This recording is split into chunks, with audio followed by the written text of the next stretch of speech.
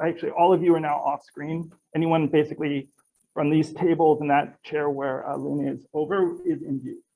Now, thank you so much for coming today and participating in this conference in general. This is my first SAPA, and man, it's been really inspiring, and I'm so glad that to have made the journey and to be with all of you.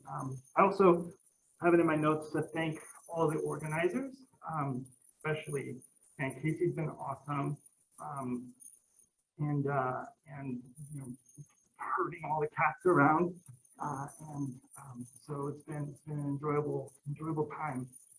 It's going really fast. But so one thing we're going to do first off, we are all from Hawaii, and so we would like to start with some protocol.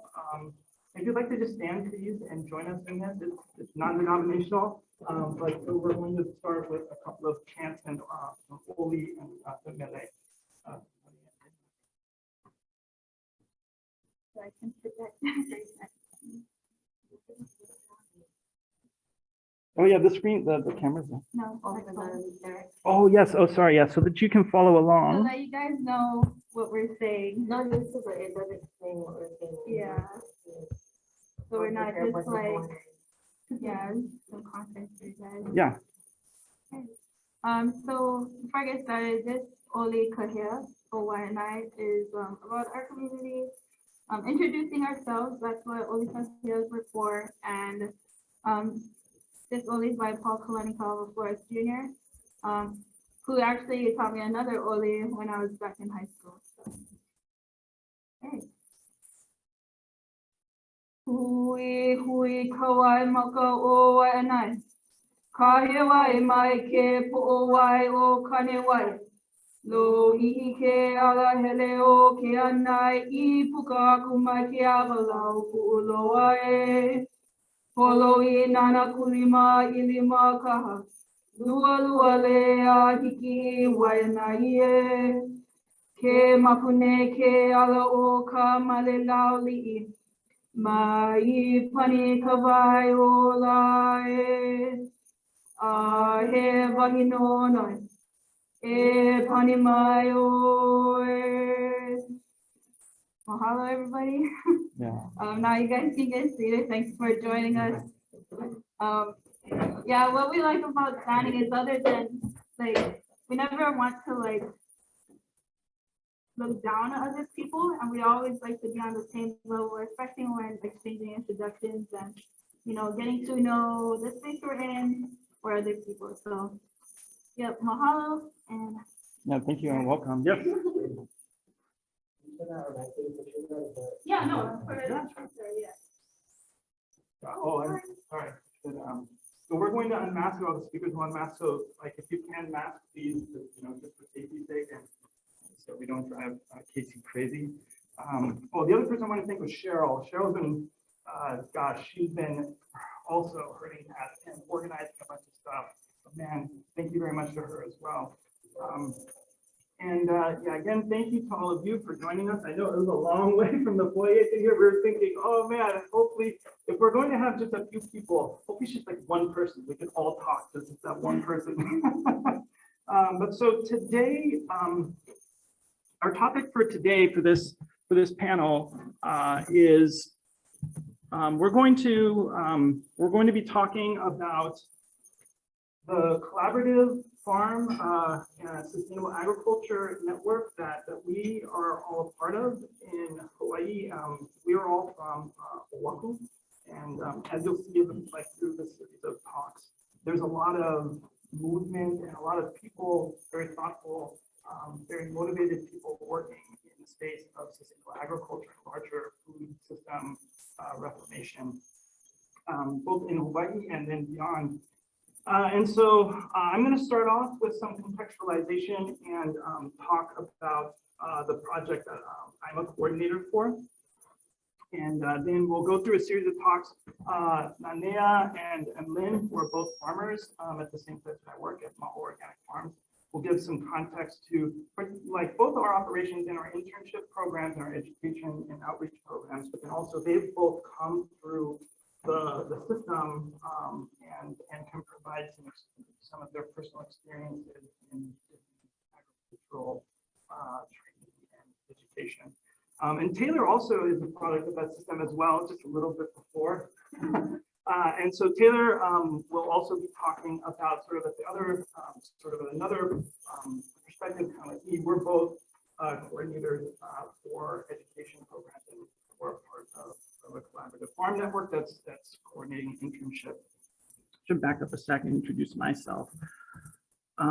So my name is Matthew Kekoa Lau. I am hired as a farmer at Mountain Organic Farms, but now I'm not really farming vegetables as much as I am farming young future leaders. So I coordinate a NRCS funded internship program, and I'll talk about later.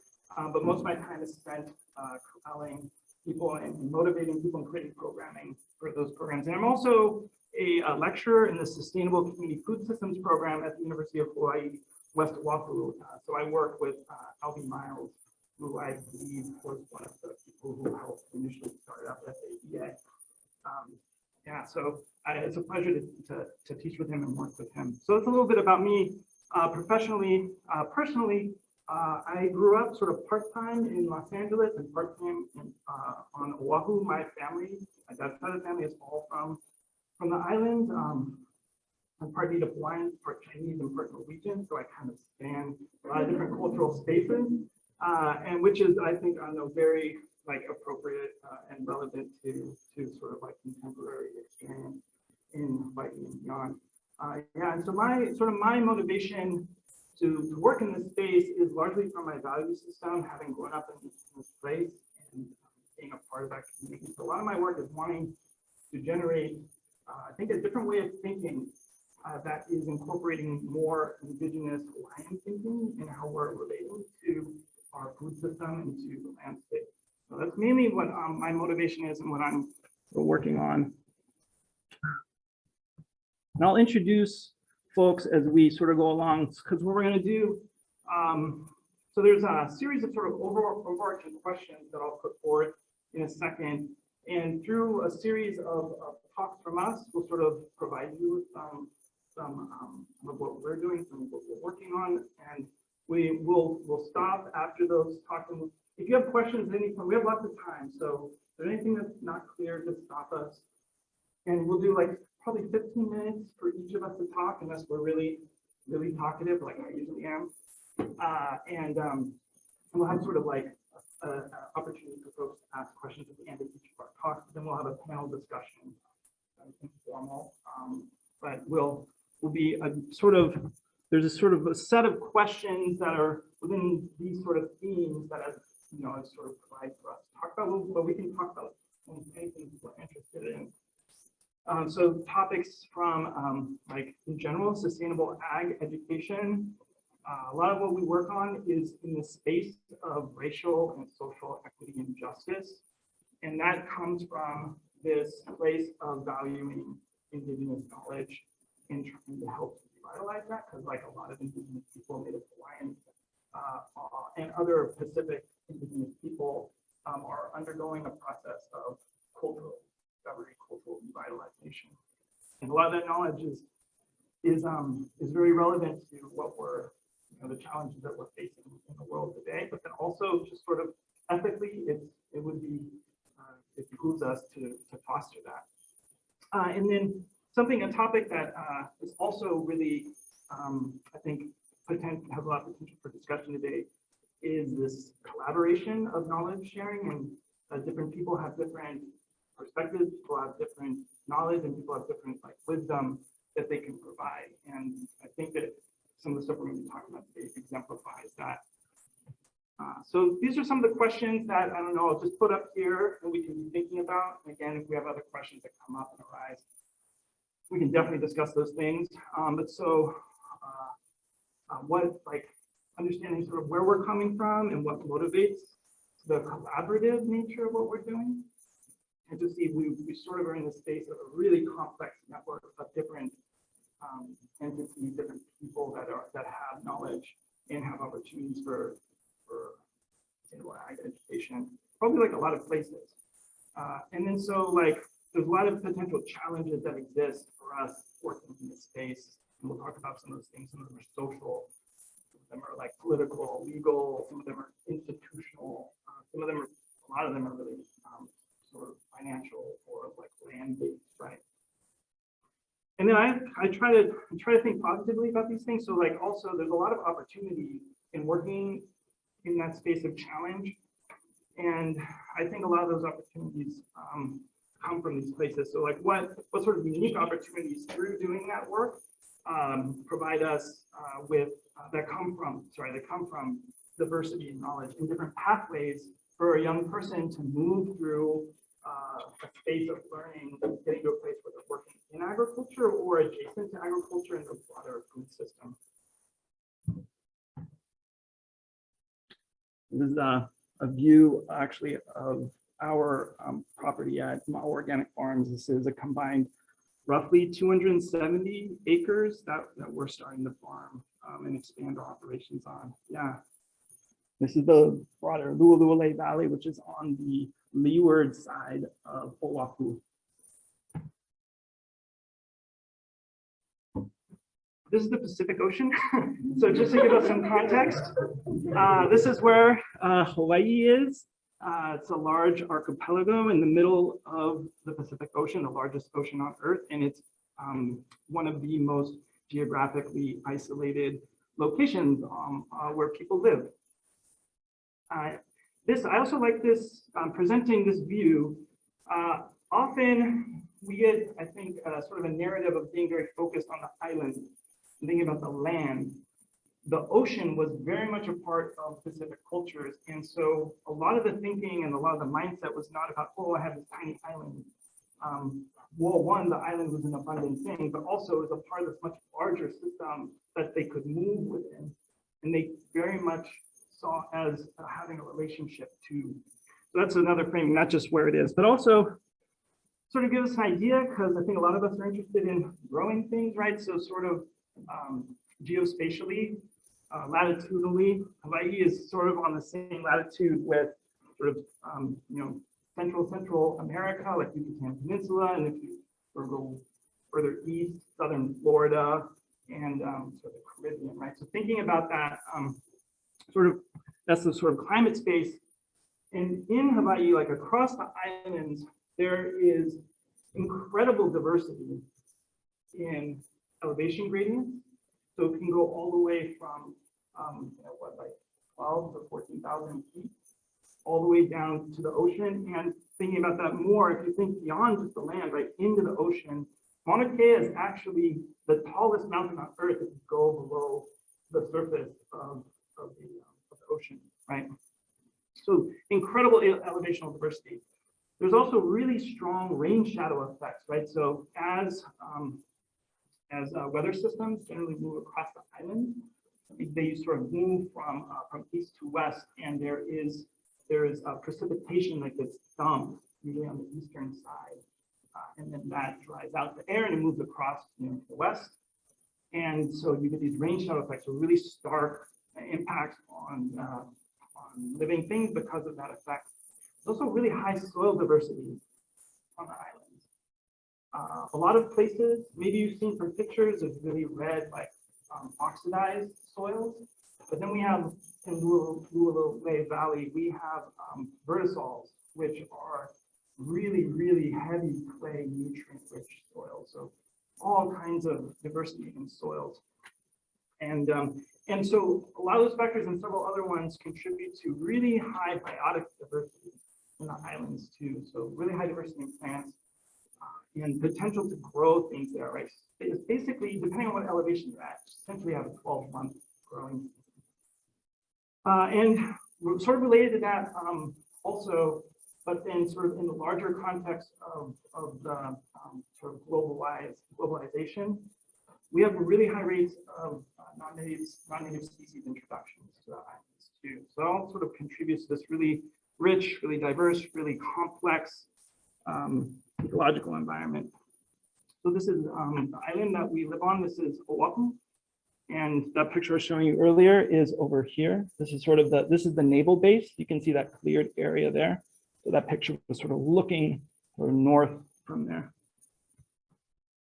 So some of the points, so coming out of that, right? So we have this really rich, diverse potential for agriculture in this region. We are also now really challenged in terms of our food system, like across all racial and ethnic and social demographics. 90% of our food on average is imported from off. So even though we have all of that productivity potential, we're bringing in food from somewhere else. And like many places in the world, our food on average travels thousands of miles to get to us. Like some of our food actually can be caught near Hawaii and then shipped to process in Eastern Asia and then shipped to California and then shipped to Hawaii where it's consumed. Right? That's an immense trip for food to be made. People economically are very challenged to access that food because, as you might imagine, it becomes very expensive to ship all that stuff around, and finally gets to the island, it can be quite expensive. So just one little statistic, about almost 33% of people are qualified for SNAP benefits or some other kind of food assistance program funding. 10.5% of people are food insecure, classified as food insecure. 1 in 6 people, 1 in 6 children face hunger on some regular basis, right? And sort of beneath all that, right, we as farmers are trying to meet these challenges locally. The average age of a farmer in Hawaii is 61 years old. Right? And that doesn't mean that you have a bunch of old, nearly geriatric people out in fields like picking veggies. But one thing that I think in particular that I often reflect on is the potential for that knowledge transfer. It takes a long time to get attuned to an agricultural system. A farmer needs to know many, many dimensions of the system, ecological, sociological, economical, tractor maintenance, all kinds of stuff, right? It takes a long time to do that, and those people have that knowledge in there and they need to be sharing it back, right? So bringing that age down can help to contribute to that knowledge transfer. And I think that a lot of those statistics are true for many places in the world. There are particular circumstances that are particular to Hawaii that are very useful to understand. So someplace I want to start from, because this is an educational association, this is an educational focused conference. Education in Hawaii has a history that has presented a lot of challenges for Native Hawaiians in particular, but for many people on the island. You're going to get a very, very brief, compressed sort of review of history in Hawaii. In the early part of the 18th century, there was, latter part of the 18th century, there was Western contact. At that point in time, though, Hawaii had already gone through a lot of social, economic, or heck, even architectural, all kinds of advances and developments. And at that point where there's contact, the formation of the Hawaiian kingdom is happening. Right? Fast forward about 100 years, there is a United States-backed coup, insurgency that overthrows the Hawaiian kingdom, right? The Hawaiian monarchy. And it's important, I think, to distinguish between those two things, which I don't really have time to go into. I'm going to try and stick to time. But so, but prior to that, I like to go to this quote. So this is an article by Keanu Sai, who's a professor now at UH Manoa, who's been doing a lot of work in this the space of international law as it pertains to the Native Hawaiian situation. So in this article, in this Ed Association article, he mentions the Hawaiian Kingdom was a progressive constitutional monarchy since 1840, and it viewed education and healthcare as cornerstones for the country's maintenance in the 19th century. And in 1893, the Hawaiian Kingdom maintained a literacy rate that was nearly universal amongst the Hawaiian population. Right? And there was a major focus in education. There was a major focus in globalization in the Hawaiian Kingdom and by the monarchy. And they were a very cosmopolitan, it was a very cosmopolitan nation. Right? And so there's some important dates here. 1840 is mentioned because what happened just prior to 1840 was the British actually had a conflict with the Hawaiian Kingdom in which they, through a treaty of peace, had essentially overtaken the Hawaiian Kingdom. But it was through kind of the rogue actions of part of the British Navy. And so the monarchy, the British monarchy, actually restored the sovereignty of the Hawaiian Kingdom in 1840. That's why that's an important date. So something that's very, I think, often not really understood for lots of reasons that we can talk about in the discussion. A lot of people don't recognize this sort of dynamic of this particular state of the Hawaiian Kingdom being a European power recognized sovereign nation, right? So it's in 1840, 40 some odd years later, sorry, 50 some odd years later, in the 1890s is when the insurgency overthrows the Hawaiian Kingdom, right? So at that point, you have this immense like propulsion of education that then suddenly comes to a quick turn in 1893 when there's this overthrow. And that period really deserves a lot more time than I have to give to it. So I highly recommend checking out this book, Nation Within: The History of the American Occupation of Hawaii by Tom Kaufman. This is actually a retitled edition. It was initially The History of the American Colonization of Hawaii. But the difference in that terminology is very important because it recognizes the state of Hawaii if you look through the lens of international law and the state of its sovereignty as it persists to today. So I'm going to just point you at Kaufman's book. And if we do have questions about this, we can kind of address that. But I wanted to focus on education.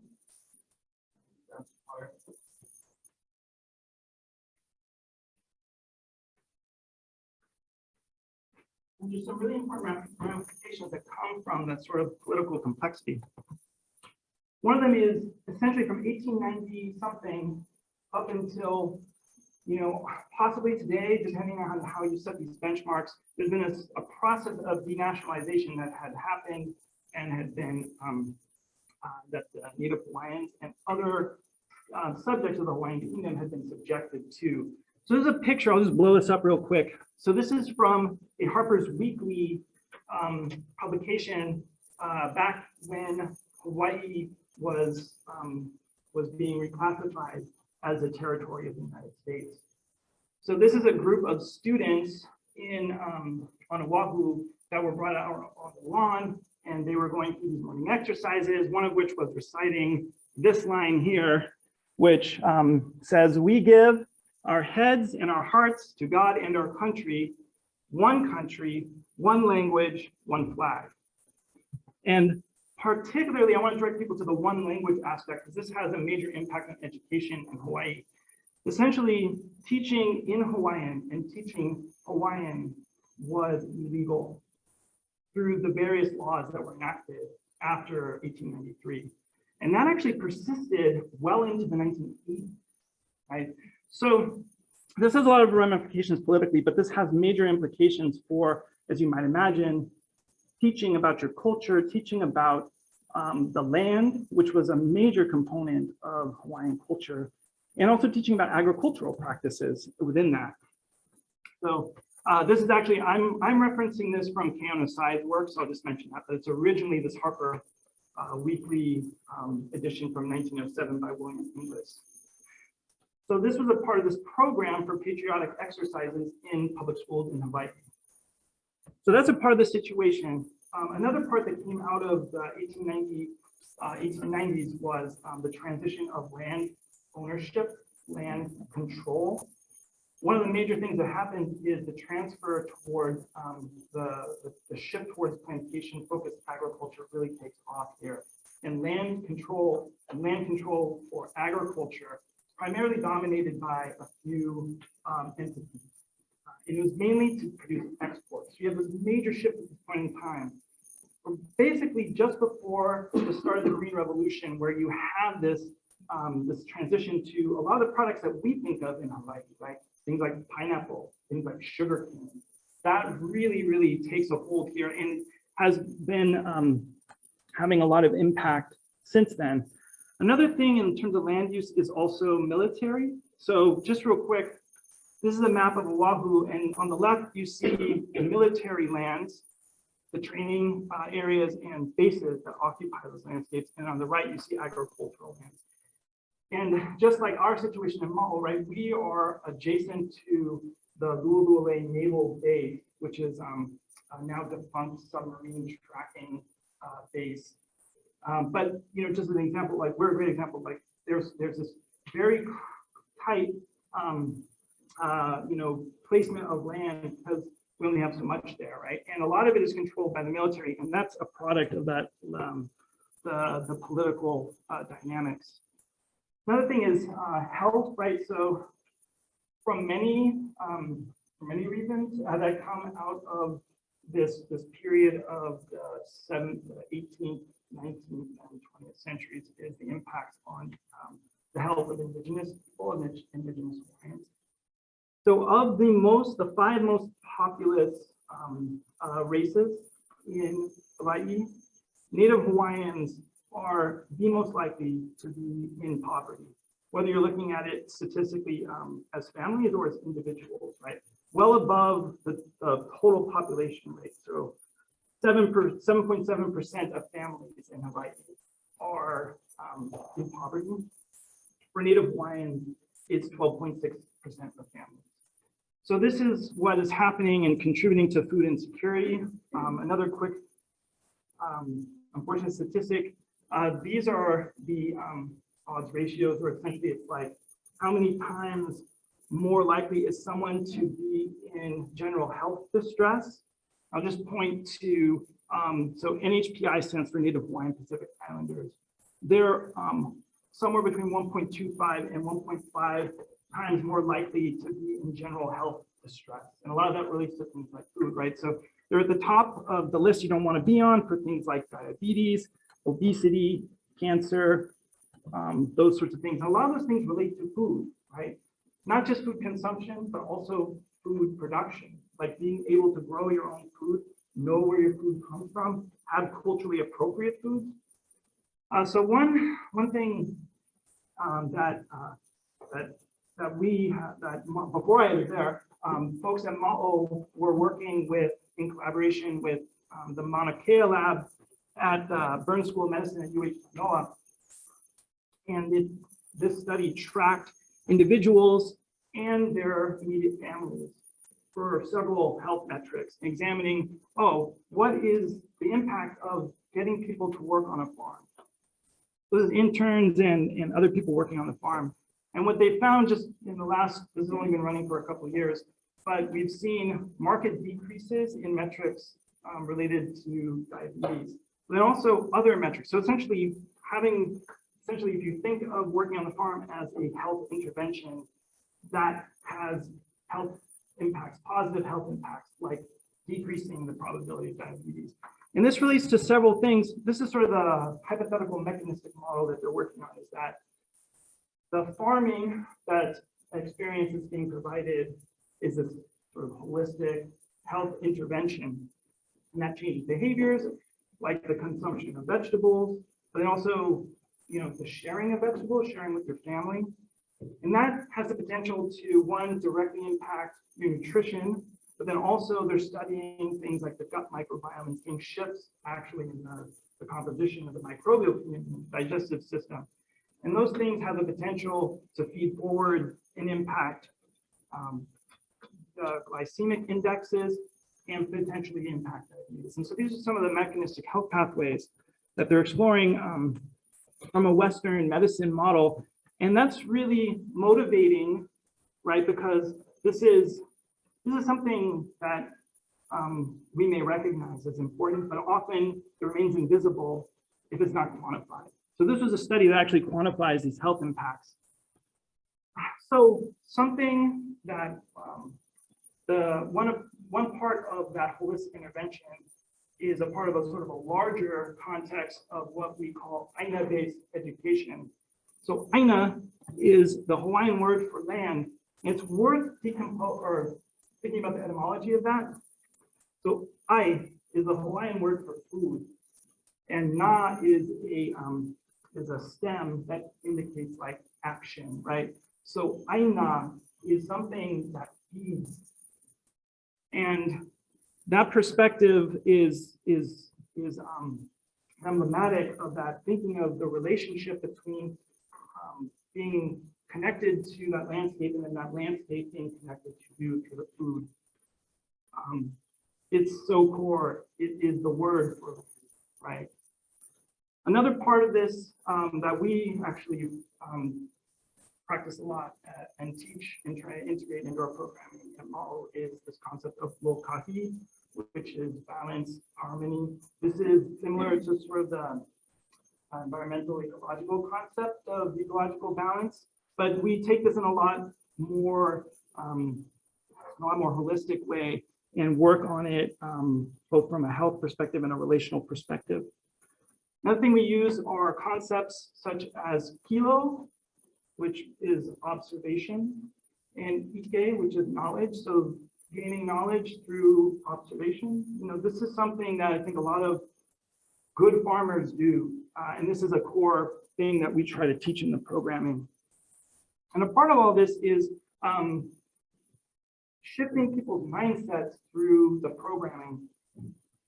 A lot of I think what I think is most important is just changing how we think about things, and then that leads to changes in how we're acting, relating to the world.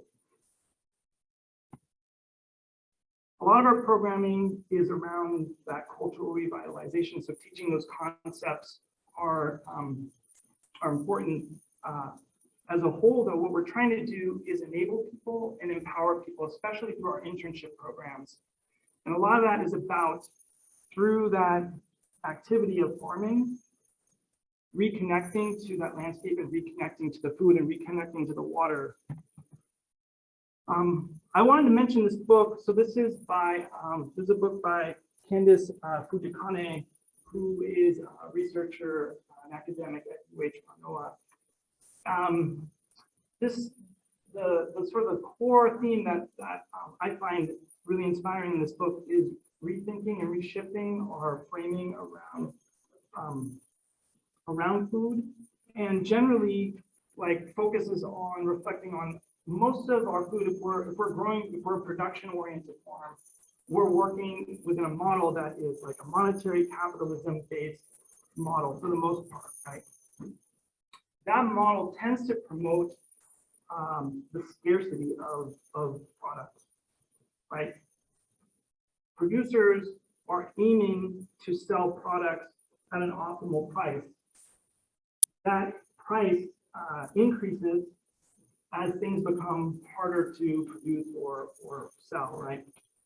I'm sorry, not sell, but harder to produce or harder to provide for people.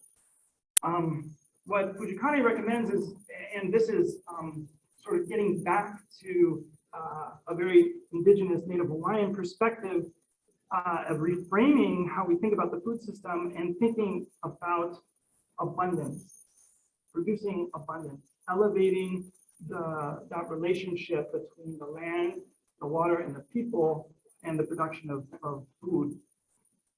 And that shift in frame has the potential to be very powerful in transitioning our food systems in important ways.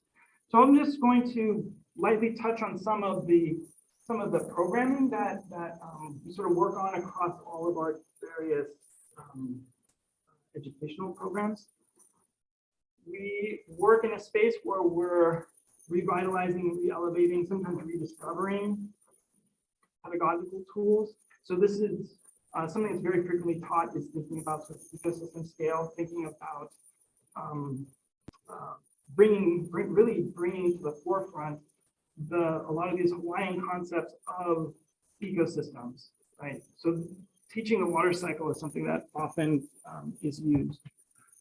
This is a tool that we use for teaching lokahi, right? So this is lokahi wheel. and there are different components of it that can be focused on in order to provide balance for like personally, familiarly, relationally. So things like thinking about the spiritual aspects, thinking about your social network, your friends, thinking about your work or your school, thinking about how you're thinking about things, how you're approaching things, how you're framing things, your feelings, your emotions, and like your physical body. This is an ahu, which you might like translate as an altar. It's a stone structure. This one is behind our farm at Maho. And this is also a tool that we use that's present in the landscape. And so metaphorically, we've been using this as a reference point or as a framing tool for creating pedagogy, creating programming. And I mean, I'll provide these slides for you, but essentially, you know, there's this process of kilo, right? Observing, like what are the things that we need to be conveying? What are the methods that we want to be using? What are the cultural practices? Things like the lokaki wheel, the vai or the water cycle diagram. Then articulating like what those things are, writing them down, and then working with other people to really hone in on what we're trying to get out of that. And then setting what is called the pohaku. So pohaku are the stones. So essentially we're starting to construct the ahu by that process of refining and relating those different things that we've articulated prior in relation to each other. And then in that process, we set and build the larger ahu metaphorically again, by then communicating that back to the various people who are involved in that process, whether it's educators that we're partnering with, youth that we're working with, our staff and our larger community, people that we're employing. So there's this process of constructing the ahu. Another piece here is this metaphor of what Hawaiians would call the aowai. So the aowai, I guess I should go back, is this part of a water system that takes water through a traditional agricultural system called a lo'ikalo. So that's where taro would have been grown by some people. So we use the metaphor, the aowai, for our larger educational system, as opposed to something. This is, in some ways, it's sort of a reaction to the concept of a pipeline. It recognizes the porous nature of an educational experience. So people are possibly coming into different programs. They're maybe coming in at different points. Maybe they're leaving the program and entering at another point, but they're traveling through the different programs and we can catch them in different places. So recognizing that someone might do that and that's okay, and that's a desirable thing, actually has a major impact when you're working with people who are coming up against a system that, if you frame it as a pipeline, you have to make it through this track. You have to go through at a certain time. That can be a very disheartening way to approach it. But also the reality is it's not a pipeline. Like, we're not working like sending the students or the interns through some kind of a chute. So we're gonna touch on different parts of these. Lynn and Nanea and also Taylor will touch on those. I'm gonna focus on, I gotta speed up, sorry. I'm gonna run really quickly through the project I coordinate is Project Konohiki, which is an NRCS funded program. And one of the main things that it's doing is it's built on this concept of the Konohiki, which is a land manager, which was codified by a native Hawaiian leader on Oahu back in really the 15th or 16th century. And so an aopua'a is an important concept to know about. It's a land slice through usually an elevational gradient within like a valley. And it's meant to sort of define a region in which you can provide all the needs for a community. And so a Konohiki would have been a manager of one or several potentially either parts, depending on how big it is, or different ahupua'a. So the collaborative farm network that is a part of Project Konohiki is spread across Oahu. So we have a whole set of farms. We try to spread them across the island, Ma'o on the west side. Then there's Hawaii Banana Source and Kuilima farms that are on the north shore. Kualoa Ranch, which is where Taylor is from. Kako'iwi and Ho'okaina are all a part of our collaborative network. And its primary focus is providing an internship experience for current and recent undergraduates or other people who are interested in getting into agriculture that might otherwise not have that experience. So we have a series of programming around that. It's a paid internship, which I think is critical to provide experiences for a lot of youth. There's an intensive summer program that mostly involves working on the farm, but then also supplemented with sort of educational experiences and workshops, hands-on, and also kind of theoretical. And the goal is to get them somewhere in the range of working in agriculture or adjacent to it, and empowering them to work from the perspective of their values and with tools to do that work in an abundant, sustainable way.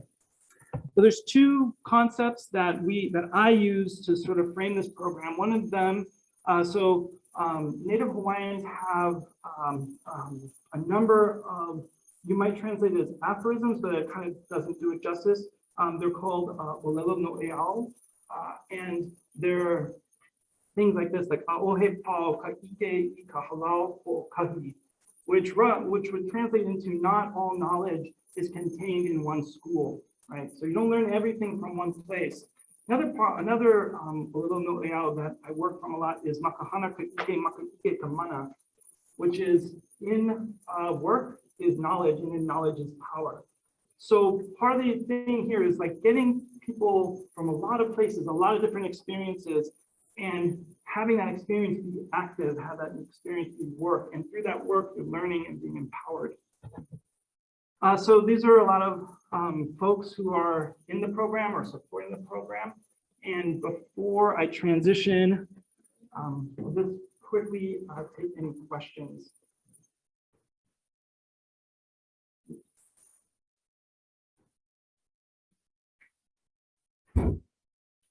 Yeah. How long is the project been going on? And the real question I have is, where have you graduates gone? What is the route they? Yeah, the program that this instantiation of it with a larger network is just this year. Okay. We got funding in March, and we onboarded people in May. But it's been going on for quite a bit longer. I don't have any numbers, but a lot of them work at Ma'o because it was based at Ma'o. A lot of them went to Ma'o, but a lot of them also went on to academic endeavors, getting their bachelor's in the SFS program. More recently, there are already folks from this cohort that are matriculating to jobs. Taylor's hiring one of them, and he'll talk about, I think, her, or at least show her. Another answer to that question is one of the older interns that has gone through the program, his name is Manny, and so he was like part of one of our first interns, and now he came out as our panelist. So he helps us to design all of our tractors now. It's like pretty awesome because he went to trade school and he's over here on the continent, and he started his own business and helped us full time. So really full circle.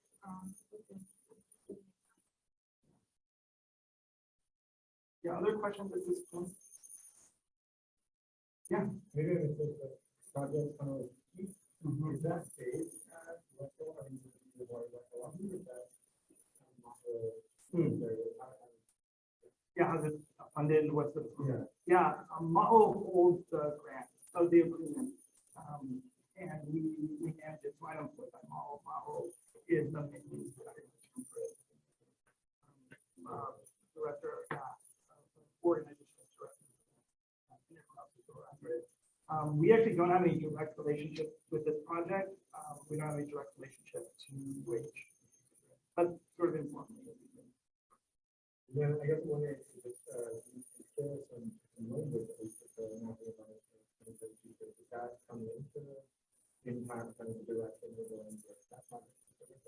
Yeah, and yes, and also their thinking is like you think that is and culture. So I think it also is sort of convergent as well.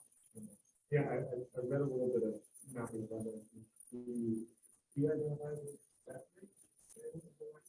Yeah, she's actually Japanese, and she talks quite a bit about framing her relationship and what who is she, and and so she I think talks about the Asian settler allies, as I think her frame. So, and I'll just sort of very quickly say that Hawaiian culture in general and the Hawaiian Kingdom was a very inclusive so being Hawaiian wasn't, and I think many people isn't defined by like your blood quantum. It was more about community and your practices. Yeah. Did you have a question? Yeah, I was just curious. I don't know a ton about the Hawaiian geography, but is this like the biggest island of the state? No, it's the most populous, but not the most, not the largest. The largest island is actually the big island. Okay. And my other question was, do you have are the people coming in through your program like from like all over the place, or and then how do you kind of get people there? Like, do they already know about the program? Like, do you have to advertise it? Yeah, it was advertised pretty broadly, actually even off like beyond Hawaii.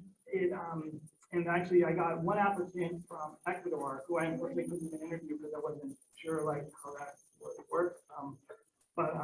Yeah, it's open. The main constraints were around like education level and also presenting having a drive to work in agriculture. Like those made the more competitive applicants were people were like, I would like to come up with this. Okay, hold any other questions you have because I took up way too much time. We can save the applause maybe to the end of all of our talks. I sorry, felt some awkwardness there. I'd like maybe transition weirdly. But let me bring up Nania. Go again for everybody, real quick, stand up. Everybody go like this. As far back as you possibly can. Oh, no, that's far. Go like this. Oh. And then just so. That was not ever. Okay. And now everybody can sit back.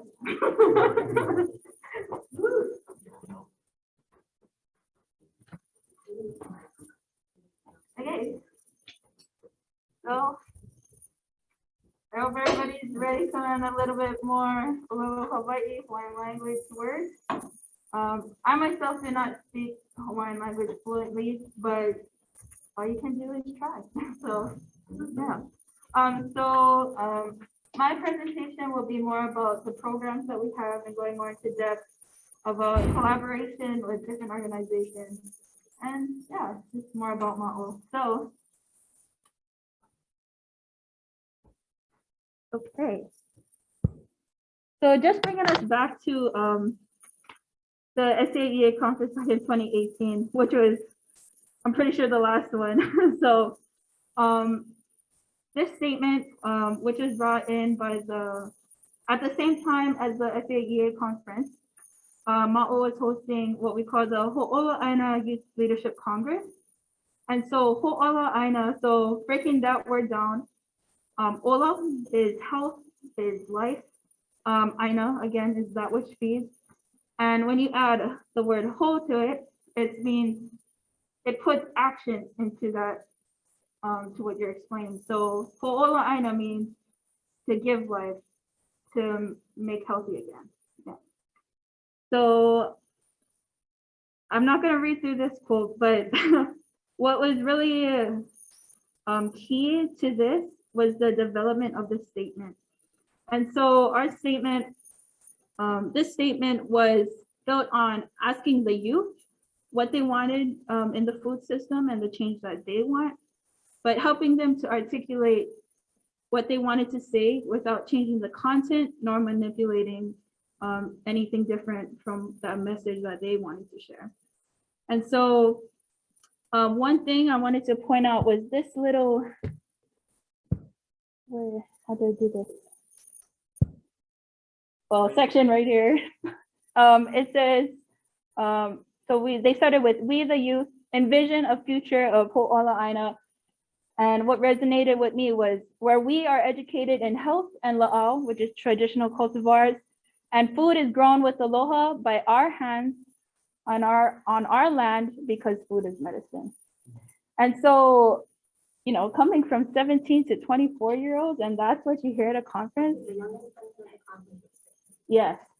And like for them to be able to think about these things deeply about the food system and to project that in front of a lot of educators that were there and whoever else was at the last SAE conference, it was such a powerful statement. I just remember a lot of people crying. But yeah.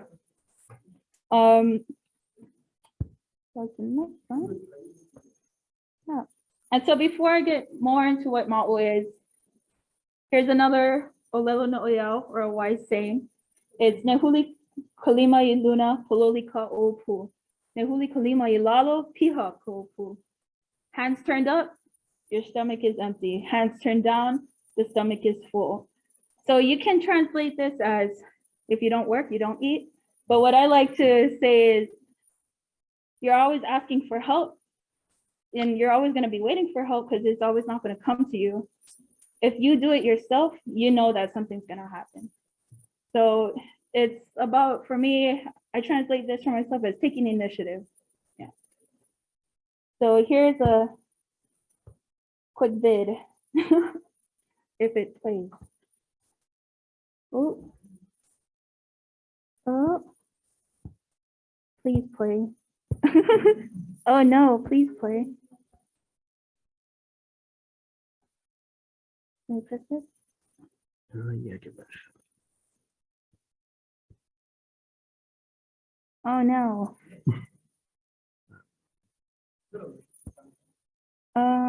Maybe. Do I have to log in? Oh, okay. Too bad. Yeah, it's a hyperlink to the Google Drive. Okay. Well, I guess I would just explain ma'o then. And then we'll go. And if I get up the presentation, I'll say it. Oh no, it keeps doing it. Okay.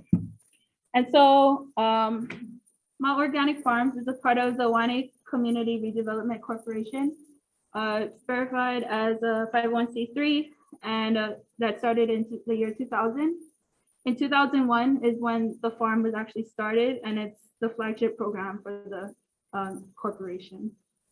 And so it was started with the intention of looking at our community, the community of Waianae, looking at all of these community challenges that we face, and how do we fix it? And that's like in a nutshell, looking at our youth, looking at our education attainment, and pretty much trying to figure out how do we collab with other people in the community to stop it, or to improve our situation. So a lot of these statistics, you can either take a picture of it, or we can look at it later. It's caused by intergenerational poverty that was caused by historical events and just severing the connections between land and people. And so until today, it's still perpetuated by lack of financial opportunities and lack of educational attainment. And like a lot of that is contributed to how do I even get to my education? How do I know where it is? What resources do I have to go to or to be able to even start? And like Matt said, the SNAP rate per person for people in Hawaii is actually pretty high. And a lot of the people that are using SNAP will be from our community, but it's from people coming in the outside and just like don't even know what to do because of, you know, the political diversity that's going on. And so we'll just do an interactive question real quick. So how familiar are you guys with the concept of a social enterprise? Give you 5 seconds to think about it, and then we'll move on. Okay, and so let's break it down. So social. So our social side means that we have to have a social mission. And so our social mission is to build a future of ma'ona, which is of plenty, of abundance, by connecting youth and land through the daily practice of aloha aina, empowering youth to succeed in college and secure sustaining, well-paying careers, and growing organic produce that yields individual and communal vitality. And as you can see, I've underlined a lot of these things because these are the important points that, you know, we try to incorporate into our programs. And how we never forget our social mission? Easy peasy, it's right in our name. So MA'O is actually an acronym, and it means Mala I Opio. And so, oops, I kind of had to switch that, but sorry. Mala means garden, youth means opio, and I means food. But you guys get the gist. Yeah. So pretty much living into the name that we put for ourselves. Yeah. And so now a little bit more graphic visualization of how our social enterprise works. So on the social side, we have grants that help to fund our interns to be able to attend our programs. And on that side, we have education collaboration with our local community college and workforce training through our programs. On the enterprise side, we have revenue through our organic farming, and using those two things, or a complex amount of things, working together, we have the benefits of youth educated, health improved, food grown, aina restored, jobs created, and the overall result is having community empowerment. And so this, for us, is our systemic approach of community empowerment. So Matt mentioned the Hawai, and so a little bit more details about it. I'll give a snapshot of all of our programs in a second. And so including all of the youth in the Hawai, one thing to mention is that an Hawai is an open channel of water that bring down nutrients as it goes more and more back to the makai or to the ocean side. And so, yeah, as they're getting experience,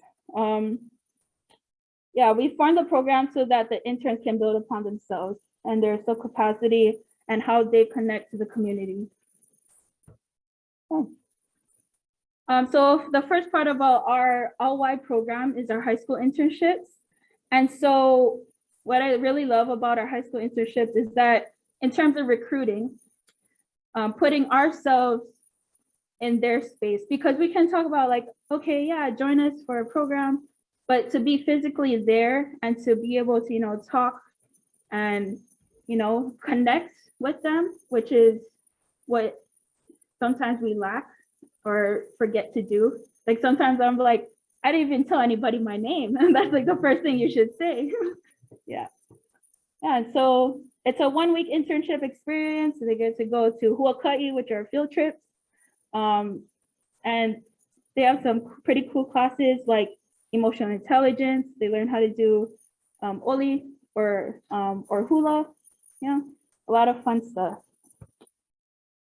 The second program that we have is our youth leadership training program. And this is our main internship where we recruit interns through our kind of ramp up programs.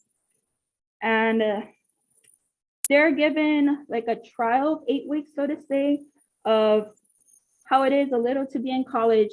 We're giving them 8 weeks of learning the daily farm operations. And if they choose to continue with us and go into our 2-year program, which is the YOT, we help to pay for their AA degree. And they work around 15 to 16 hours on the farm every week. Yeah.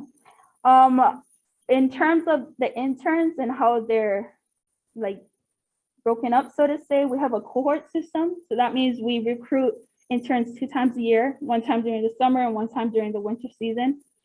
And what this builds is a lot of peer-to-peer mentorship between them. And so we have around 7 to 8 groups per semester, and each group is led by one of their elder peers that's already inside the internship. Yeah, and so the daily operations that they do would be harvesting, production or field work, and processing, which is work in the packing facility. Our next part of the OY is our whole Vai youth leadership training. And so Vai means water. Vai is to make rich. And so pretty much trying to enrich what the elder interns are already doing. And so this internship is also for a semester. And so this is elevating the responsibility of some of the elder interns as they transition into their bachelor's degree studies. Yeah, I can't say that word, sorry guys. But yeah, and so instead of being like an all-rounder and doing all parts of the daily operations, they're focused in one area and developing either a project of how to improve that area or just learning more information about that, specific task. Yeah, so giving them a lot of soft and hard skills to translate if they wanted to leave Ma'o and go into the greater workforce. Again, the FET experience. So again, it's a 12-week intensive summer internship training, and it's geared to people already interested in ag. Yeah, and so the work sites that have been that we've been collaborating with have been pretty awesome. I got to visit 2 of them so far. Yeah. And the last part of the OY, but not the least, is the workforce on the farm. So this is our mahiai, or mahiai means farmer. And me and Lynn are considered mahiai. And this is designed for those who are really committed to this line of work. And we have different levels of this position. So mahiai akahi is our introductory position, which is centered around learning all the daily operations and also assisting the interns. The mahiai vaina is a position where one supports one of the operation areas, and they're tasked with greater management roles and helping to run the overall day. So for example, Lynn, when we get back, she's gonna run the harvest for the whole day on the 236 parcels. And then I help to run the packing facility. Yeah. Okay. And then there's a mua, mahiai mua, and that's like Matt. So totally taking responsibility to like an administration level and invoking, I would say, change in the food system in general. Yeah. This is not on here, but if Taylor was a part of Ma'o, he would be our boss, like Uncle Gary, who helped to start the farm. Yeah.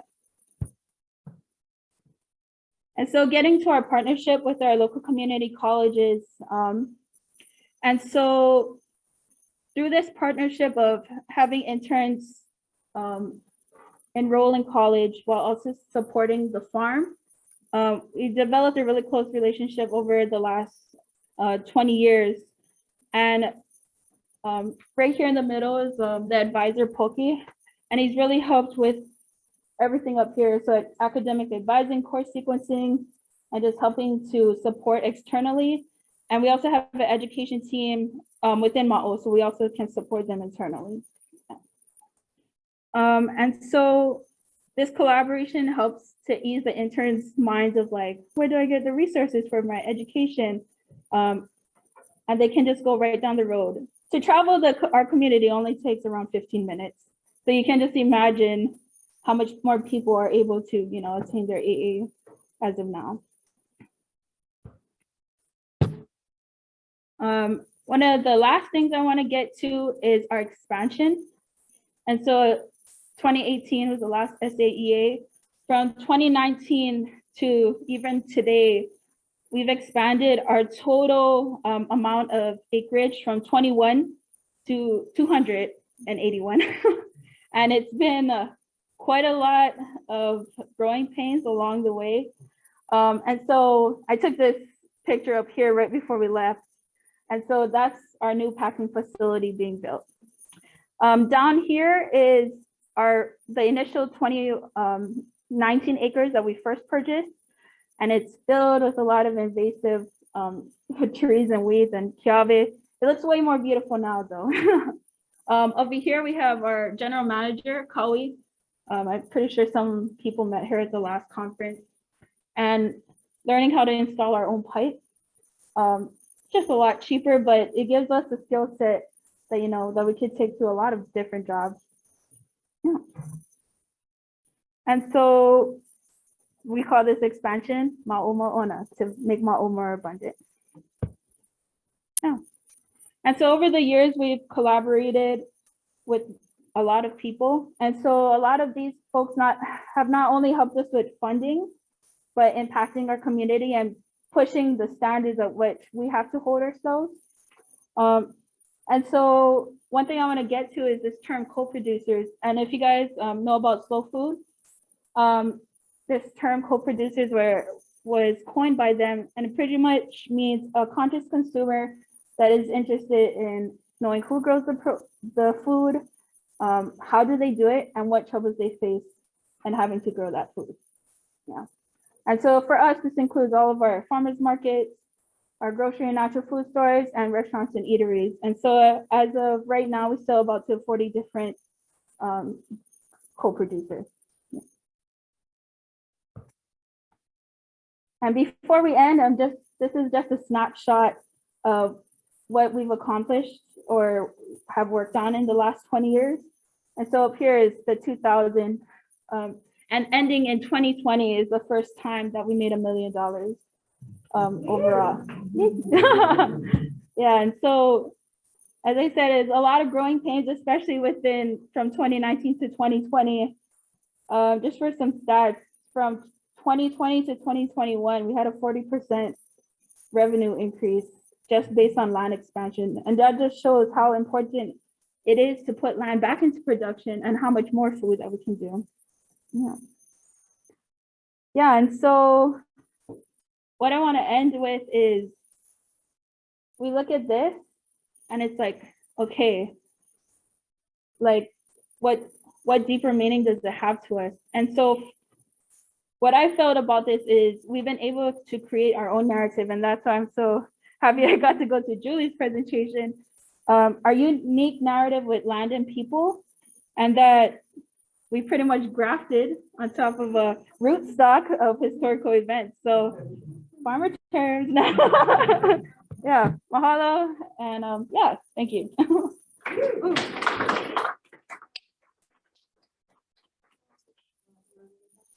Oh, Yeah, maybe one question for Nanea that nobody signed up, but anyone have a question now? Well, yeah.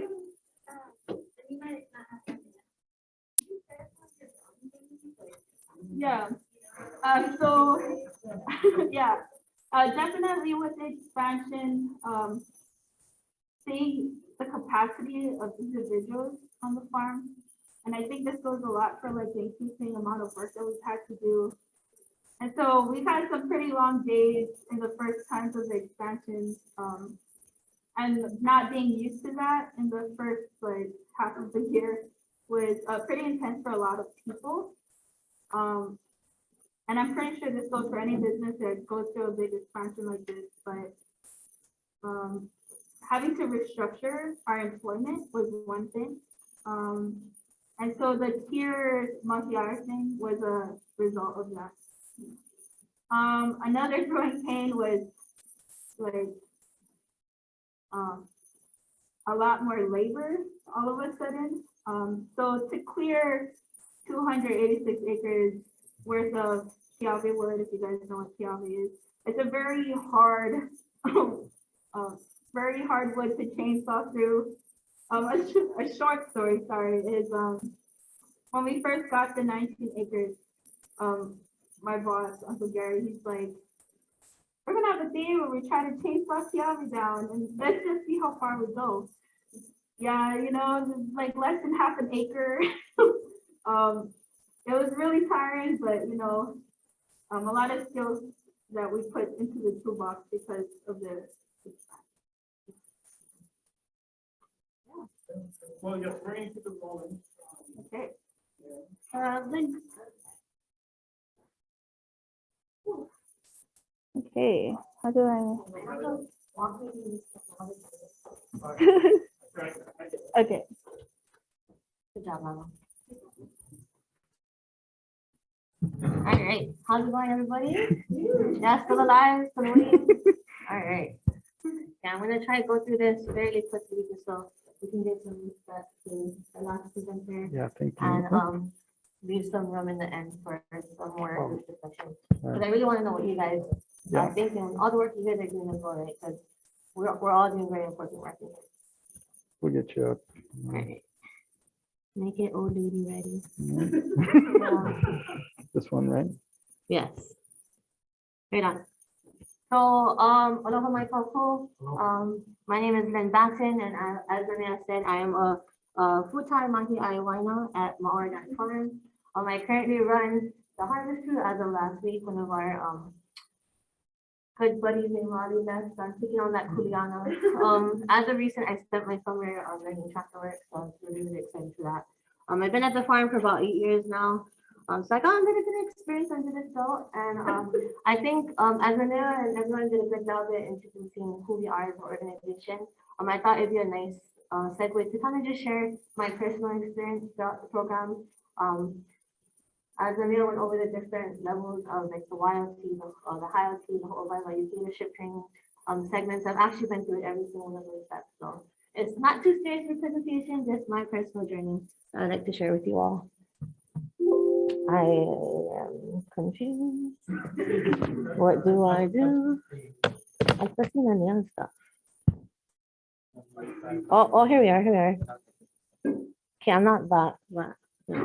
But yeah, all right. So before we get started, as you can see, like we're in Hawaiian culture, we really put emphasis on grounding and having a spiritual connection in all that we do. It's always about the huna no ia, or the hidden meanings behind of what we are looking forward to learn or put our energy into throughout the day.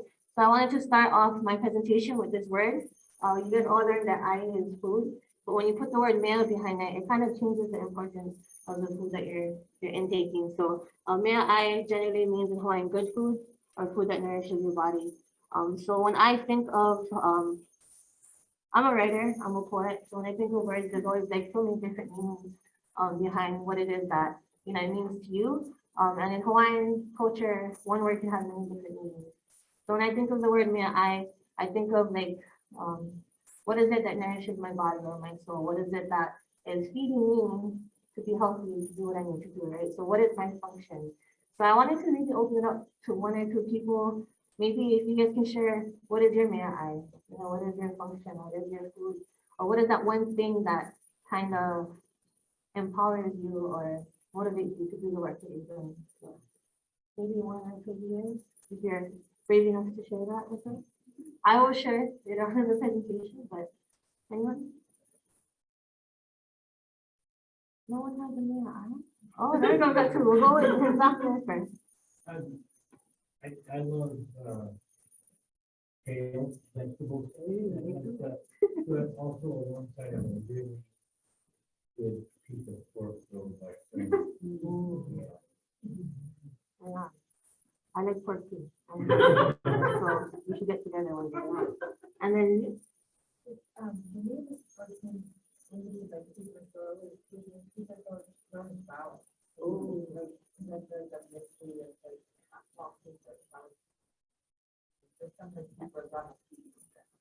oh yeah, and then not only are we feeding ourselves, but we're feeding the bees. Which are important to see. Thank you guys. Yeah.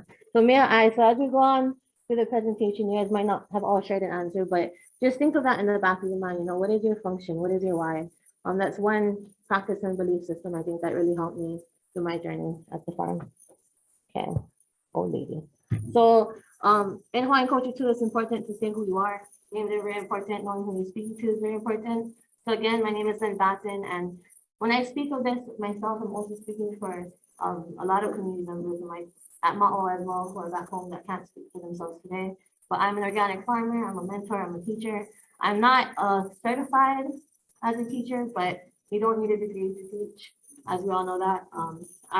I'm from the west side of Oahu, Waianae, and the farm and where I identify as my place of home is Lu'ulu'ulei Valley, which is the biggest valley in the state of Hawaii.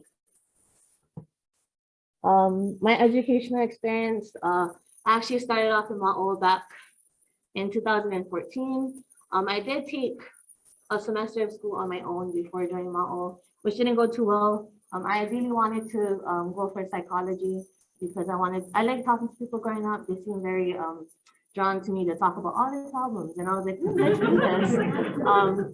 Yeah, so in the beginning, I actually was going for psychology, and I actually joined Ma'o in 2014 as a selfish endeavor to just gain a free education and to get more income. And I knew I just needed a little bit more support to go to school because my first semester I took 2 classes and it wasn't even a psychology class that I passed, go figure.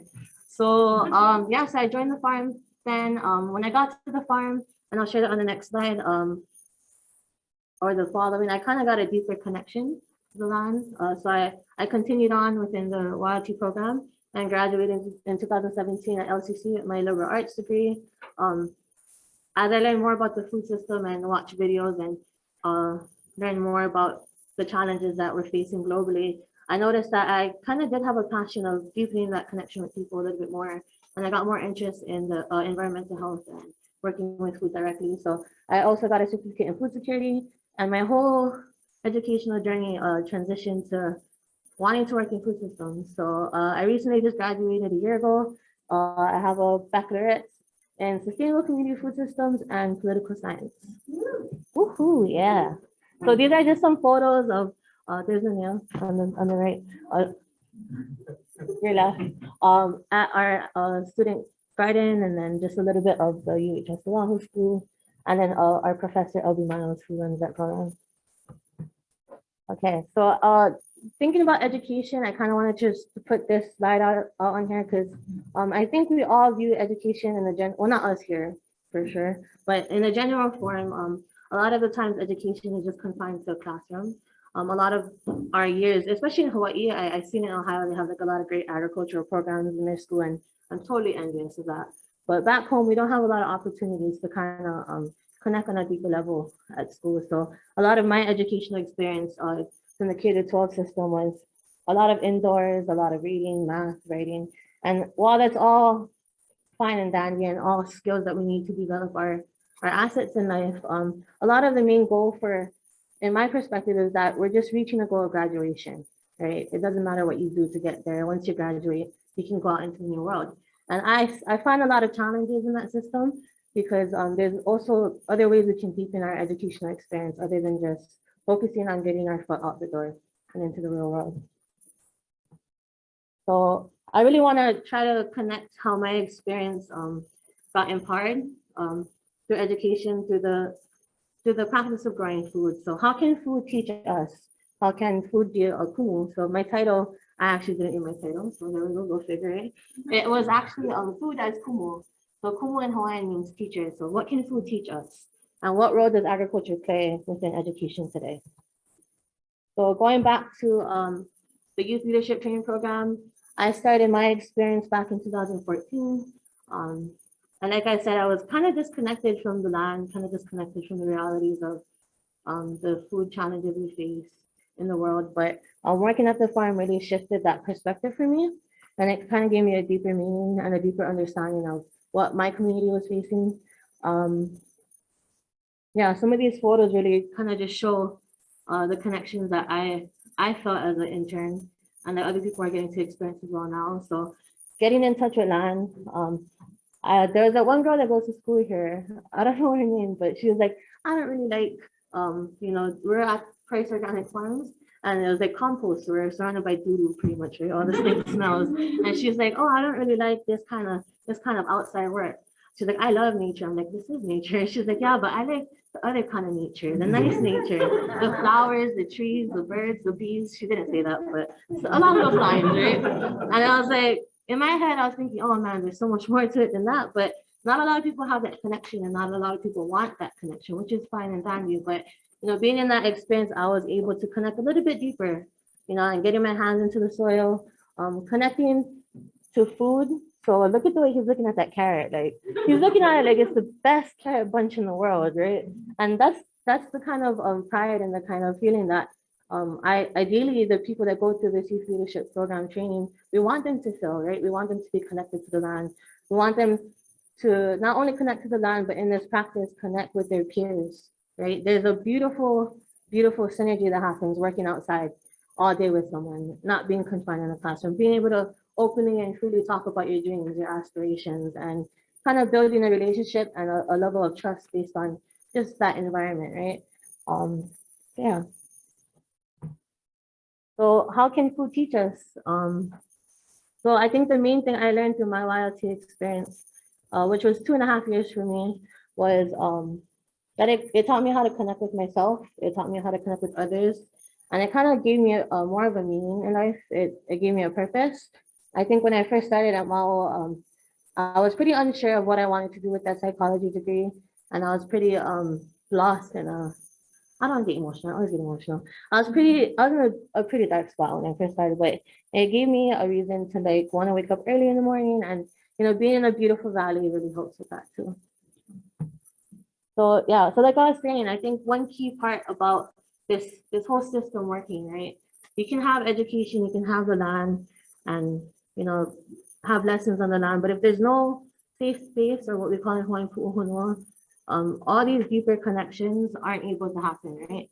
So one word that we try to kind of circulate around the formula, and one word that I think I took out of my YLT experience was pu'uhonua, creating safe spaces. So as I transition out of my YLT experience, I still have 1 more semester to go, because school is so easy. It took me a little bit longer than most folks to get my degree. So they kind of dragged me into the YLT program to finish it off. Ideally, it's 1 semester, but I was a special case. I was in it for 2 years. But it really allowed me the opportunity to kind of deepen my focus on one certain thing. So I went from being the student, learning the ropes at Ma'o, learning about the land, learning about the valley, learning about our history, to actually taking all that knowledge and then becoming a teacher, right? So for about 2 years, it started off with an older mentor of mine, but then she had some issues, personal stuff, she left. So my boss her famous way of teaching people how to succeed is just throwing them in the fire. So she's like, you learned a little bit about this with her, didn't you? You can run the program. So I'm like, what? I'm a kid, don't give it to me. But she did, right? And it helped build me to who I am today. But I actually for me, it was hard to speak out loud in a group setting. I was really shy. I didn't really, as I learned creating power in my voice through the program, I didn't yet practice it consistently to feel empowered all the time. But being able to be a part of the Hawaiian Youth Leadership Program, I actually took on a program called the Farm to Fork Program, which is an educational program for school visits. So, am I talking about loud? So from preschool, so from preschool to kupuna age, or any age that want to come to the farm, we set up a program where they'll come, spend 4 hours on the farm with me. We'll take them on a farm tour, get them working on the land, and getting them to eat the food that we're growing, really building that connection with them. And it was real cool for me because it challenged me to work with different age groups, and it challenged me to learn how to code switch or to communicate with different people on different levels. So it's like, there's a quote that one of my kumu shared with me, or my teacher shared with me, is that like, what's the purpose of getting an education or having knowledge if you don't pass it on? You can get a degree, but if you don't pass on, it's pretty much pointless, So I got to take everything that I learned through my volunteer experience and, you know, teach that to the youth before me. So what I felt was so special about this experience is that, you know, I could pass on what I learned. And although the main focus of Ma'o is focusing on the higher education, I felt a personal connection because I was like, what about before higher education? What about our kids in elementary that don't get this experience? So because I never got it growing up, it was like real personal to me to make sure that they got the best experience when they came through. Yeah, so this is just one example of the connections that I made throughout my whole Hawaiian youth leadership experience. This is actually a group of teachers that came through from Teach for America. They're not from our Aina, they're not from our land, but they want to work here and learn more about it. So we had an educational consortium. You see that? And they actually spent a day with us, and it was good because a lot of them were gonna work in Waianae as teachers, but they knew nothing of Waianae. So what better way to visit an indigenous farm in Waianae, right? So that's the day we actually worked together in the garden. And then maybe a few months later, that's actually a picture of one of the teachers that I made a relationship with. She brought her new students to come and visit the farm. So just showing how, you know, sharing your story and making those connections can really go full circle and come back. Back to the Youth Food Sovereignty Congress or conference we had the SAEA back in 2018. You know, my Hayati experience at the time, I was actually one of the Hayati group members along with other Hayati members at the farm at the time that helped run that youth educational segment that Nanelle was talking about earlier. So there was youth from all the different islands that, like she said, shared their opinions on what they felt they wanted their food system to look like. And in order to talk to youth, you guys probably, if you guys have kids, or you guys were all kids at one point, right? You guys know growing up, you guys aren't gonna tell your parents anything, right? Like you're very selective on the things you communicate with older people because there's maybe not that level of trust or pu'uhonua, right? Safe space.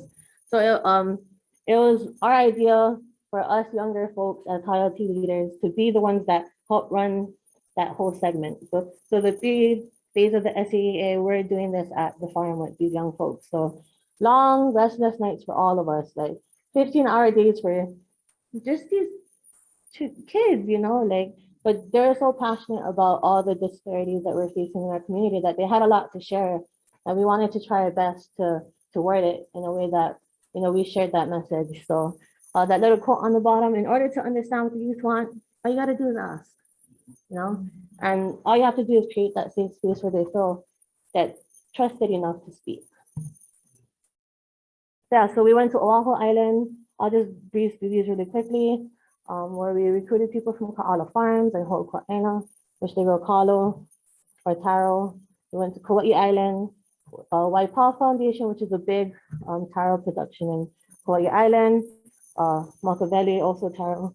We're seeing a theme here, a lot of taro farmers. We went to Hawaii Island to like schools. So Kanu'i Kopono, which is a Native Hawaiian immersion school in Hawaii Island, and Honaka'a Pa'alaya. We visited their garden and invited some of the youth there too to kind of get their perspective, as well as Kualoa Lau, which is also another Hawaiian charter school in Hawaii Island. So really trying to, you know, get representatives from each island, especially youth, to kind of voice their opinions. And then tying into our polycare expansion, you know, I just want to re-emphasize we are getting a lot bigger. And like Nanea mentioned, having more land allows us to have more opportunity and build more structuring and more spaces to kind of progress, not only as a farm, but as an educational space. So I'm viewing this expansion as a great opportunity to allow more youth in our community to have the experience that I did, and even at a greater heightened experience. So yeah, so for me, personally, I'm not gonna ask you a deep question and not give you mine. You know, my mea, the one thing that drives me, the one thing that motivates me, so malama is to take care, is malama aina. So the relationship I have with the land, the relationship I have in taking care of the land. Malama kanaka, kanaka is the indigenous people of Hawaii, making sure that there's a connection between each other. and malama honua, so the connection I have with the world, taking care of the world. And then this is my own quote. Everyone is a teacher whether they realize it or not. Moments shared getting to know each other and the connections we build with the world around us are two main tools in transforming the way we practice education.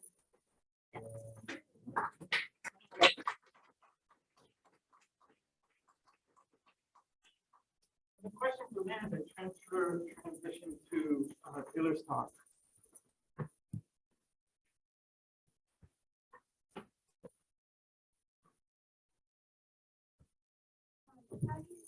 I really love the fact that you're engaging in that way.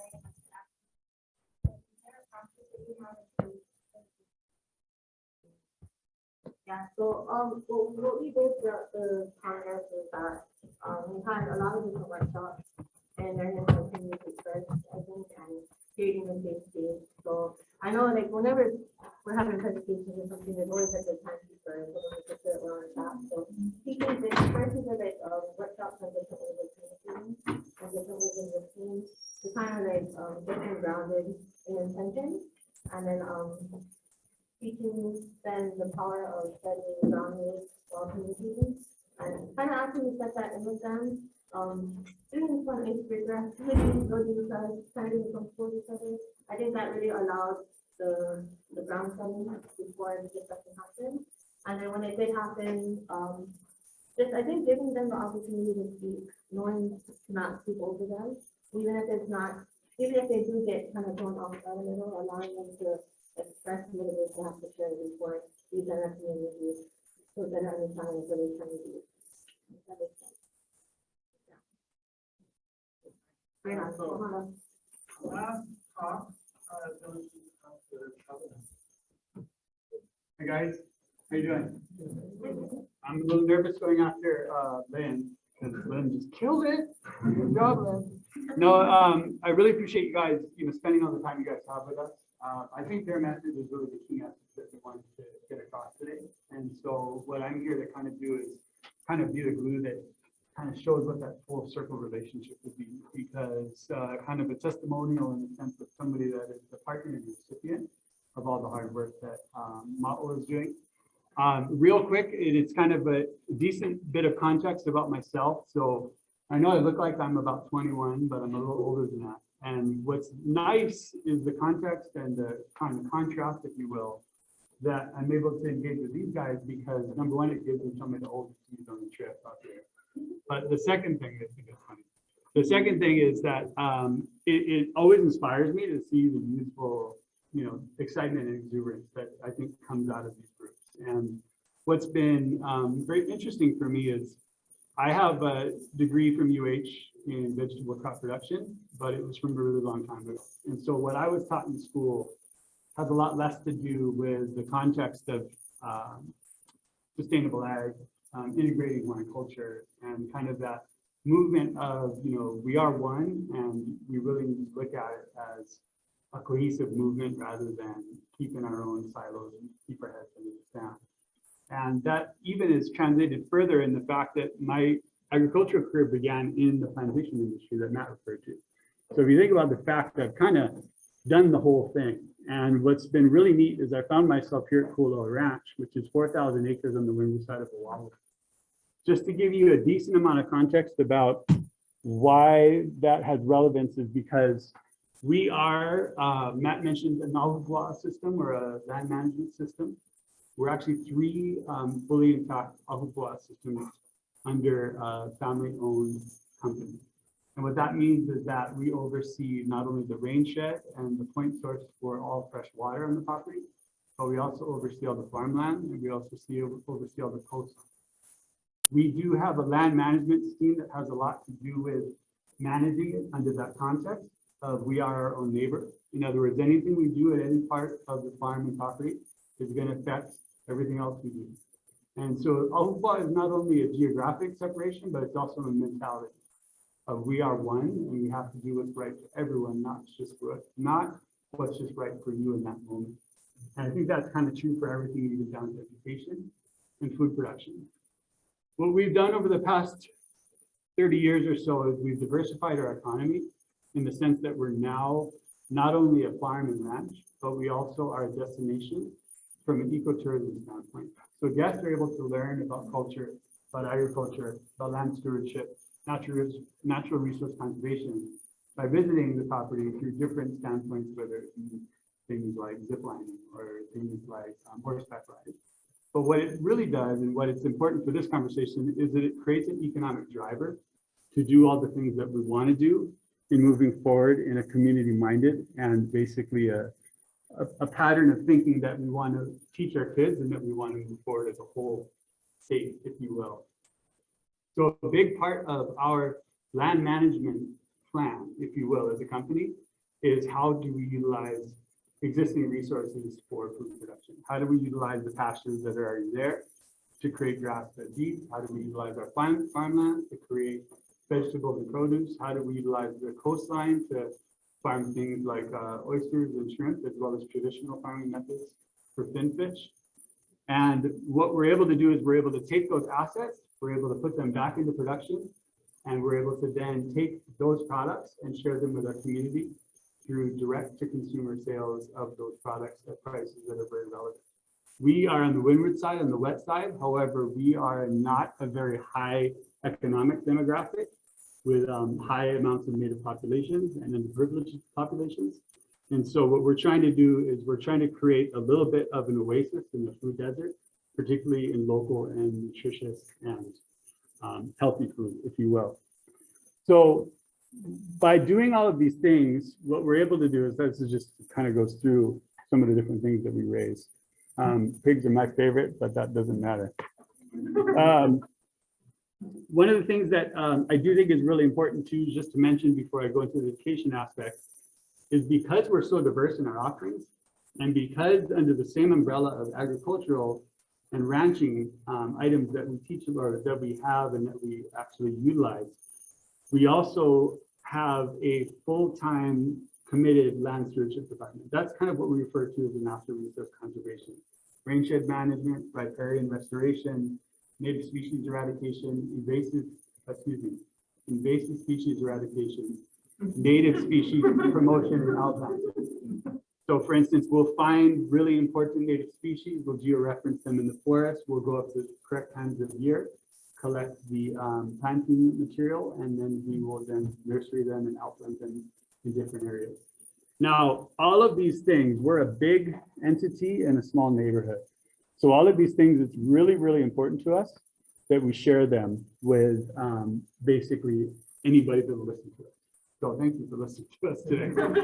But you know, the reality is that all of these things have a very heavy oversight of Hawaiian culture and history, because we're a firm believer that you absolutely cannot move forward in your thinking, whether how progressive you are, without looking to the past. And my example for that is, you know, we all, maybe not all of us, but most of us probably took public science classes in college.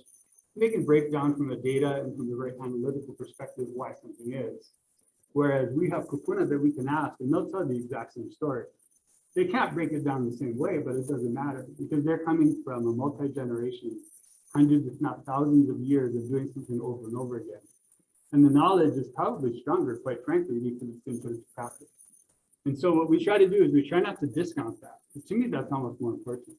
But you can also kind of have a coexisting of the two, and that really helps in education. So what we decided to do about 20 years ago is we decided to start kind of that childhood education in the sense of intermediate and elementary. And what we did is we created the Hakipu Education Center. Hakipu is one of the valleys that we have on the property, and it's where our education center is located. But the whole ranch is incorporated into the curriculum. And what's really neat about it is that it's what was also referred to as Aina-based learning. And what it is it's utilizing an outdoor classroom to teach all of the concepts that you've heard today. So everything is steeped in basically 3 pillars, which is culture, the environment, and community. Because a lot of this all works together. You can talk about them as standalone items, but if you can give students a sensory experience where they're touching, feeling, smelling, tasting, experiencing Those lessons not only, I think, play out better for them, just as far as taking in the information, but it also, we found what makes them want to share, makes them want to talk to other people about it. So I think that that's a huge part. We're pre-COVID, we were about 20,000 students per year, mostly Department of Education. And what I mean by that is Hawaii's public school system. Hawaii is unique in the sense that if you get money, you go private school. If you know more, you go public school, which is not totally true. We all went to public school because we're awesome. Right? I'm kidding. But what I mean by that is that we're trying to provide something that wouldn't exist otherwise. And because of the success of our larger business, we're able to offer it at a basically minimal rate. So it's something that is, you're basically just paying for that small portion of getting you there and then the time for the staff while you're there. We also just opened a preschool for our employees as well as community members. It's free. And basically you are welcome to not only participate in it from an employment standpoint, but also if you are able to sign up during that time period. And what's nice is that we are not a very populated area, but it allows us to engage in the community even further in that sense. Where I wanted to kind of come full circle and talk about the context of the programs with Ma'o is, as we decided to try to expand our education, you know, I need to be totally honest, as our agriculture became more successful, as we became more and more known as a place to obtain good local food, we started to say, well, we need to have not necessarily a pipeline, but we need to start trying to find people who want to work here. So there was a little bit of, one, we want to expand our educational offerings to the college, high school, and that type of thing. But two, wouldn't it be great if we get kids interested early? And so that kind of developed into looking into what those types of opportunities were.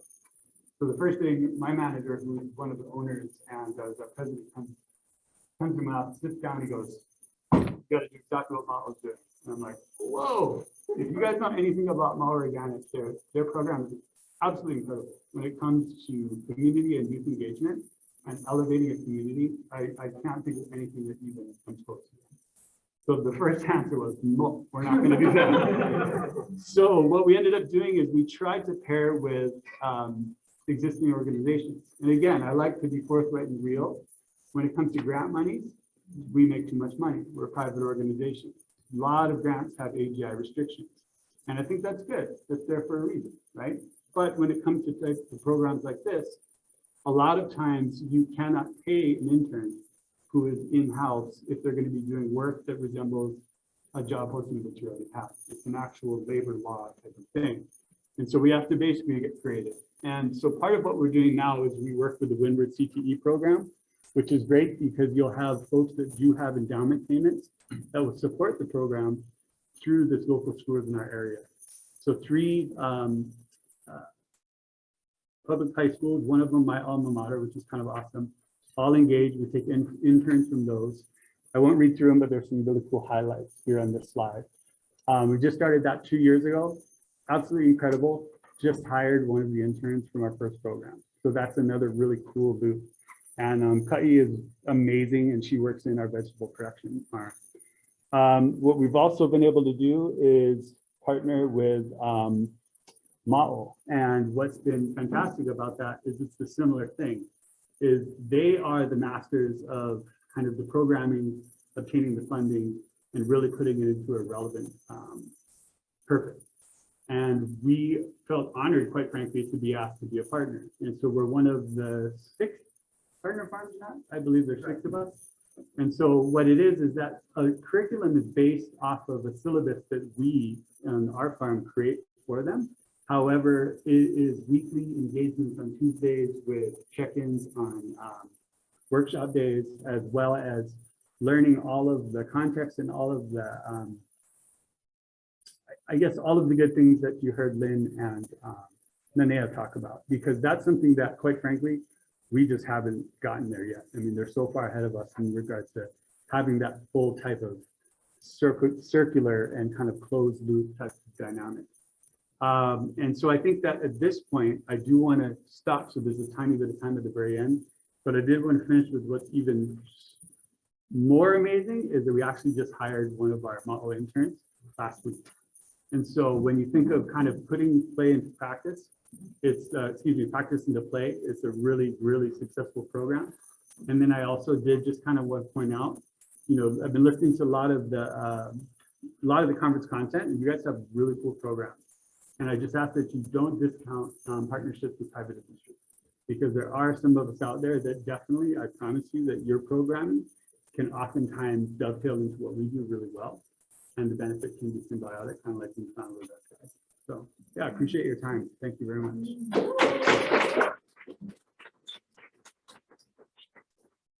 We're running kind of time, unfortunately. So I just have a couple of things. But first, I just want to give one quick question for Taylor, if anyone has anything that they would like to ask Taylor. Yeah. Maybe you mentioned something about the Department of Education Hawaii. Are they providing or do you have a contract to provide tours for kids? So the Department of Education, from as far as the little, you know, the younger kids, the youth program, what a lot of them do is a lot of them have received what's called, and it's actually coming from an endowment external of the Department of Education, but they call it the INA program. And so a lot of the Department of Education will do is, like, for instance, the department itself is not funding it, but they're happy to take other people's funding and utilize it. So we're just providing a platform and a place for them to engage that curriculum. A tour for the kids. Correct. They come on, they can learn about agriculture, aquaculture, animals. So it's all outdoor and it's all sensory. It's all engaged. Yeah. Yeah. Not that I was against you. So a quick question is the coordinator for the next session in the room? Are you here? Okay, great. So we're going to transition so that you have time to set up. The last thing I want to say, I wanted to give us more time to actually have a longer discussion. I didn't achieve that, but what I want to say is thank you very much for coming. I want to also recognize Mount Organic Farms and Kualoa Ranch as well for supporting us in conference with you all.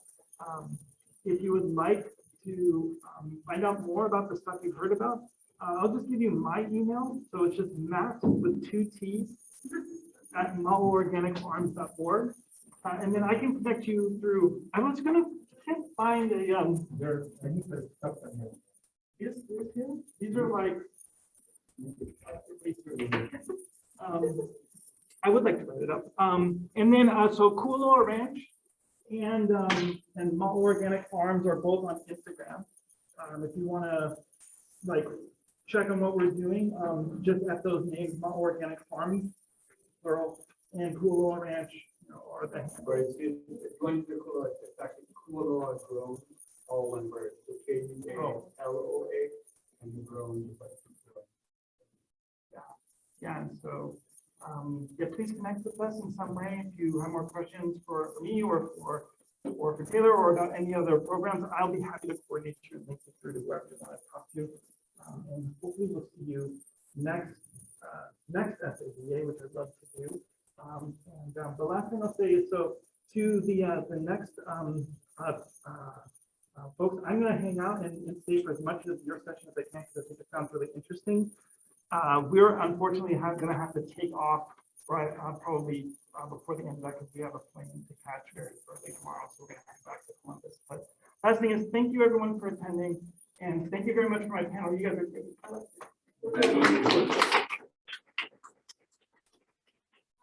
think that everybody likes to do as far as always say thank you.